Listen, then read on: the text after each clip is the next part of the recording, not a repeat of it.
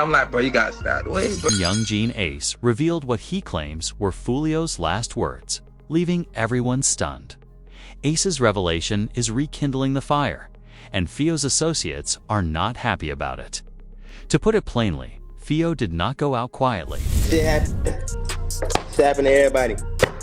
When they died first, though. The battle is returning to Jacksonville. I'll give you an update. The final words that made all the difference are starting to reappear months after Fio's death.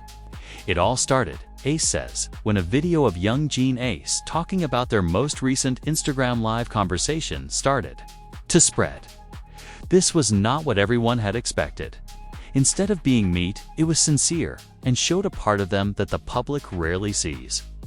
I'm saying, bro, you need to stop waiting. You know love here, like StopReal_. According to Ace, he informed Fio that he loved him despite all that had occurred to them, including the gunshots, the diss recordings, and the disdain on social media.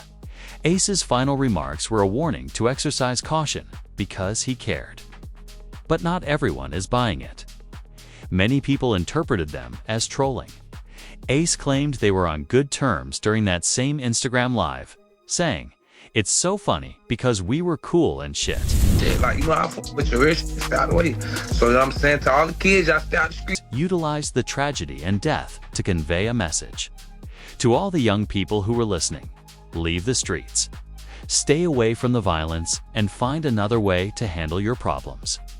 It was no longer just about Fio.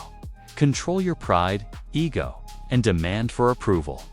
Send you to a location where you will either die or end up in jail. But how in the world did they go from taunting one another as sworn rivals to having conversations where one of them stated, "I love you, stay safe"? Based on Ace's revelations on social media and even on the Clubhouse app, they had been communicating through direct messages, holding private conversations that no one else was aware of. All the while, keeping their public feud in front of the cameras and the public. It's just like, I don't know them, so I don't be getting what's be going on. I don't know them. Yeah.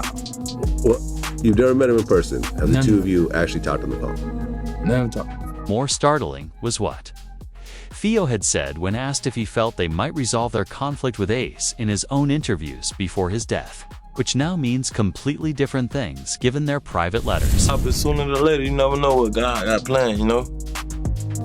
I told him that a couple times, you know? We be talking time to time, like, you know what I'm saying? Like, you never know what can happen. You know, like, it ain't no, you know what I'm saying? We want to kill each other now, we just mutual, you know? Although we both differ greatly from the callous animosity that defined their public persona, that brief moment of peace quickly devolves into total nonsense when you take into account who was arrested for Fio. Shooters are members of or affiliated with rival gangs of Jones that go by ATK and 1200. It's important to remember, though, that Sheriff TK Waters clarified at a press conference that Yungeen Ace is not the subject of an ongoing investigation. Ace wasn't planning, directing, or even aware that the murder had taken place. According to this police statement, even if Ace's group may have been engaged, it was going to happen. When Ace revealed that he had repeatedly tried to alert Fio to the dangers he was facing and had warned him multiple times, it was the most painful part of his revelation. His voice carried the sadness of someone who had tried to prevent a disaster but was unable to save someone he had grown to care about. Death so much, but yet again, not everyone accepts it. A lot of people continue to assume he is a trolling actor. So, let's go back in time and see how it all started, because many people believe that Ace and Fio's relationship was never as sincere as it is now, creating the impression that the complex history of their connection is blood-sealed tragedy, and came to a conclusion that completely upended the hip-hop scene. Young Ace, whose real name is Keen Bullard, was a member of a group called ATK, which stands for AC's Top Killers for people who don't know the street terminology. It's clear from that moniker alone that these aren't some thugs from the studio, posing for the cameras. There will undoubtedly be a lot of tension in the air when two teams with names like that operate in the same place and are battling for respect, territory, and street credibility. The KTA stands for To Kill Them All, and Julio Foolio, whose true name was Charles Andrew Jones II, was one of its members. Everything truly began to spiral out of control in 2017, when something happened that would change the path of events for everyone. The murder of Zion Malik Brown, Julio's cousin, is widely regarded as the starting point for the Jacksonville gang war, which swept the South. A rivalry that starts off as one of respect or territory swiftly turns into one of bloodshed when family members are touched in public. It transforms into a question of honor, retribution, and making sure that disrespect is handled with consideration. Nobody in his area, including Theo, was the type of young man who would just lie down. You do not just report your cousin to the police and wait for justice to be delivered until their blood is drawn. It is not how the streets function, and it's awful retribution. Blood be answered with blood. And no one gets away with touching your family are among mandates of the code. In response to what happened to Zion, the story gets even more heartbreaking, intense, and realistic at this point than most people can stomach. Young men who have been disappointed by every institution in their lives do not approach business in this manner. It's not merely a fear technique or a warning shot to encourage him to back down. Ace was shot 8 times in June 2018. Times? Dude. That person is basically attempting to eradicate you from the planet.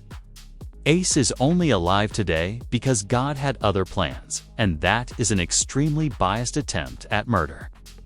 The fact that Ace survived the flurry of bullets and that he was wounded 8 times is indeed remarkable. But the same cannot be said for the other people who were with him that night. Due to the deaths of his brother Trayvon Bullard and 2 other individuals, both sides now have loved ones who have died in innocent blood on their hands. It became even more crazy in public because of the way the entire scenario developed on social media and in their music, not just street beef that stayed inside the blocks where it started, but viral public entertainment stuff. Neither side is giving up and believes that they must continue until someone pays the ultimate price. Those who had never been to Jacksonville but were glued to their phones, watching the crisis unfold in real time, should not miss this must-watch television. Ace was also not remaining silent because, when on the streets, Foolio would post openly offensive material about the fatalities on social media, slickly discussing the deceased and essentially fueling an already out-of-control fire. Ace, a devilish man, transformed Vanessa Carlton's innocent pop tune 1,000 Miles into something nasty and dark when he released the diss single Who I Smoke in March 2021. Starring Spanabin's Wapet, D Choppa, and Fast Money Goon, the song was directed exclusively against Theo and him. You can be killed for being weak, which is what silence might be viewed as. His whole group was rapping about smoking dead people, making murder into music, and making the whole feud a source of public entertainment. Interview 706-709 there. Musical conflict started when Foolio retaliated with his own diss track over Fantasia's When I One that See actually You, has the most to lose. refusing Yeah, to let things that's go. crazy though. But this was more than just entertainment for those who are watching YouTube or listening to Spotify.